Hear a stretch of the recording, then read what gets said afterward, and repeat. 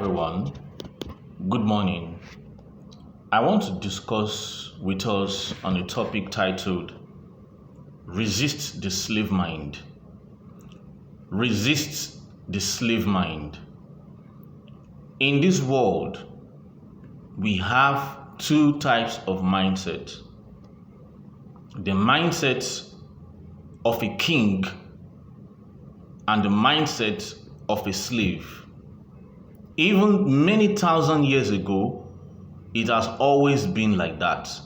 We have the king, his family, the royal family of the king and his extended family, and the peasants. It's either you're thinking like a royalty or you are thinking like a peasant. In recent times, we no longer have it like it used to be hundreds and thousands of years ago. But the mindset of kings and peasants even still holds more today. It has been replaced with king and peasants, or royalty and peasants, with rich and poor, progressive and stagnant, progressive and retrogressive. Either you are thinking richly or you are thinking poorly. 99% of the world today think like peasants. Less than 1% think like kings. So, little wonder some people keep asking why they keep getting the same results. It's very simple. You have been doing what others are doing. When you do what others are doing, you get what others are getting. Kings are few in number and they do not mix up with the crowd.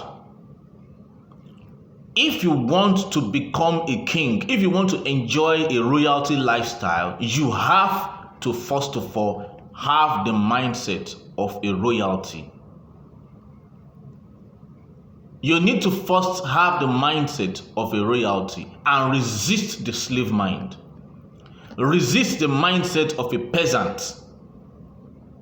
You have to start renewing your mind. That is actually where it all begins, before the results begin to come out. Unfortunately, in this part of the world, in Africa, people have rejected knowledge. My people perish for lack of knowledge. Africa is a perfect example of that. A land flowing with milk and honey, yet the people are suffering. About 2 billion persons are facing starvation or about to face starvation globally. The highest concentration of those people are in Africa. Yet, this same continent is the richest continent in the world. Europe was built on the back of this same continent. Yet, from this continent, people have died in hundreds of thousands, if not in millions, on the Mediterranean Sea, trying to go to Europe. The same Europe that was built on their back and the back of their ancestors and their mineral resources. Do you know why? It's very simple. Africa is the headquarters of slave mind. Africans, with all the resources, with all the potential, have decided to remain slaves by themselves, even after gaining freedom from the colonialists. Africans have put upon themselves the greater chains of slave mentality. Slave-mindedness is the biggest problem of an African. So, if you are an African, and you want to live like a royalty, you don't want to live like an average African, the first thing you need to do is to resist the slave mind. Resist the slave mind. You have to start by undoing the mindset that you have gotten consciously or unconsciously, both from your parents, your uncles, your aunties, your teachers, your peers. Renew your mind, detoxify your mind from most of what you have been told from childhood. More than 99.9% of what we've been told from childhood as Africans as the road to survive are false, deliberately or non-deliberately organized to keep us perpetually slaves. Emancipate Thyself from Mental Slavery by Bob Marley. I believe he made that statement for Africans. So, resist the slave mind. How do you resist the slave mind? You resist the slave mind by first acknowledging that you have a slave mind and you want to get out of it. How?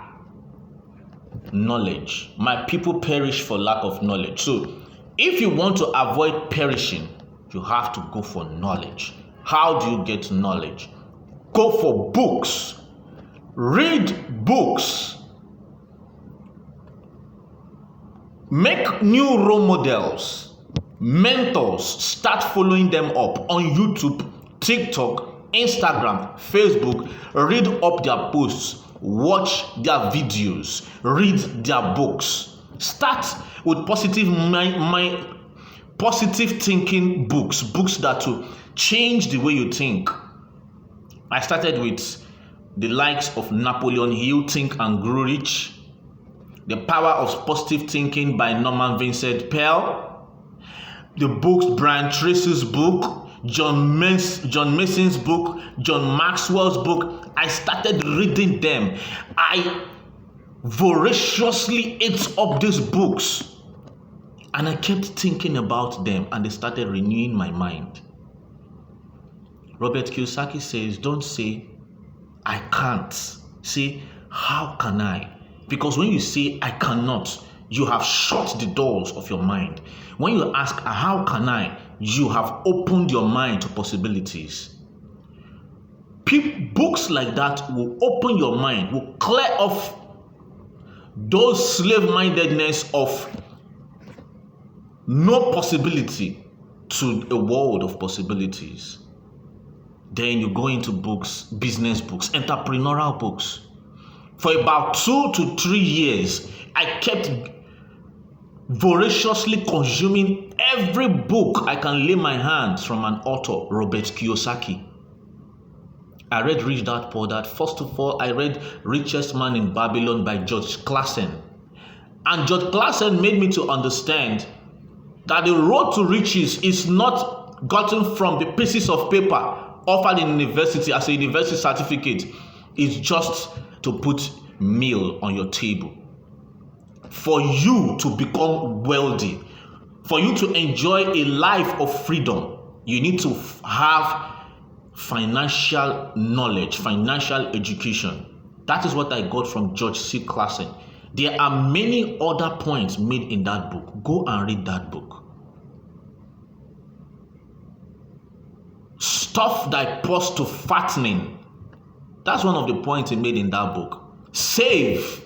After saving, you put thy money in good ventures so that your money will produce more money, such that after some point you will have enough stream of income to live a good lifestyle. But what are we taught in Africa? Go to school, get a certificate, get a paying job, one stream of income, your expenses are increasing, you don't know where to go, and before you know it, you're gone.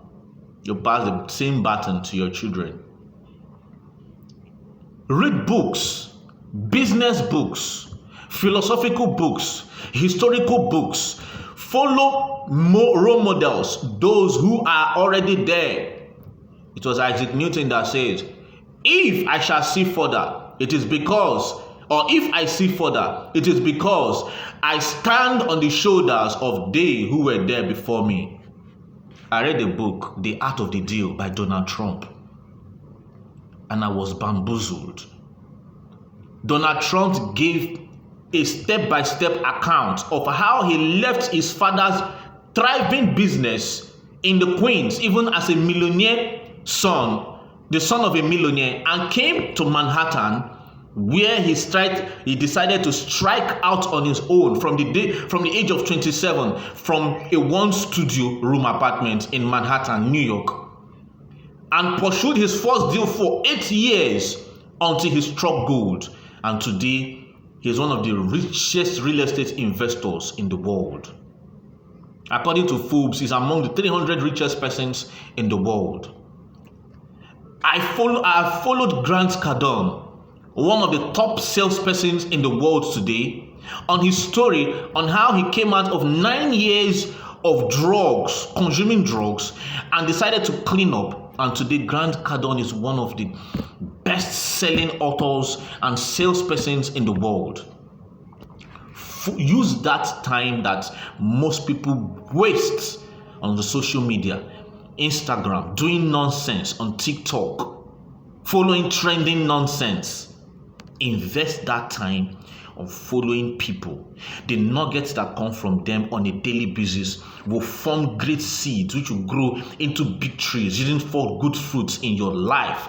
And before you know it, you start taking giant steps which will start coming out in little results. And before you know it, you have giant results. These things work. When you repeat the same steps of great men, you'll find yourself in the path towards greatness. Today, Nigeria is referred as a poverty capital of the world, the country with the highest concentration of poor people in the world. And yet, the youth of Nigeria are not sober. Over 200 million Nigerians now live in poverty, yet the youths are still catching cruise. If that is not a stinking slave mind, tell me what a slave mind is. Inflation, highest double-digit inflation, the highest unemployment rate.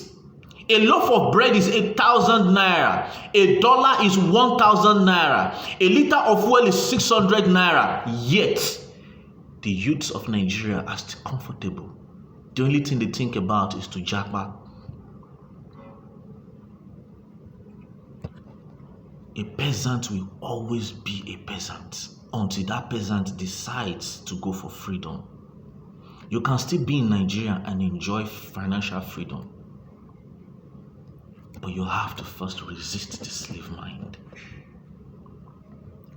The agriculture that the youths of the country have rejected for years have now held them by the throat. An average Nigerian today is thinking of how to eat. An average Southerner in Nigeria today, southwest, southeast, south, is thinking on how to eat. Where do you get food from? Is it not agriculture? The same agriculture that they mocked, that they looked down upon for decades, is not a problem. It's not a big problem. I didn't talk about the north. The northern part of the country, the northerners understand the power of agriculture, and that is why, despite what is happening in Nigeria today, food is not a problem for those in the north. It's a big problem for those in the south. For years, it has been oil, crude oil. Oh yeah, drink the oil now. Eat the oil. People have rejected agriculture. We don't have cocoa. We don't have cocoa plantations anymore. We don't have palm plantations anymore. We don't have We have the best fertile soil in the country. The southern part of Nigeria have more fertile soil, but yet no agriculture. They say they don't have land. We have lands. Because people feel that association with agriculture is association to poverty. You can see the mindset. A country like America, United States of America, make trillions from agriculture. Russia and Ukraine alone account for close to 40% of calories in Africa. These are Europeans. They understand the power of agriculture. When Russia and Ukraine withhold their grain, the world begins to cry.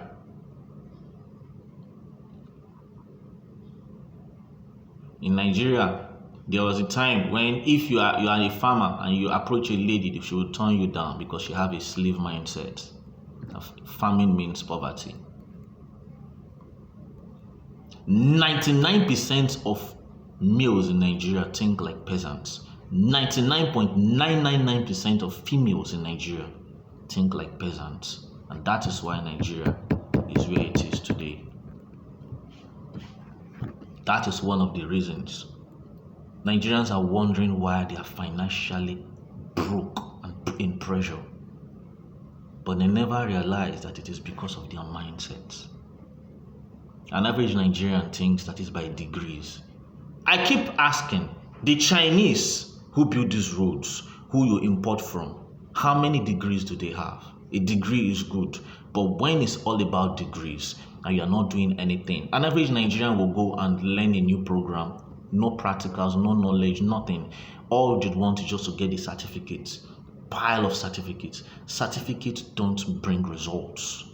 Certificate is just a validation of your knowledge. Certificate without knowledge is mental slavery.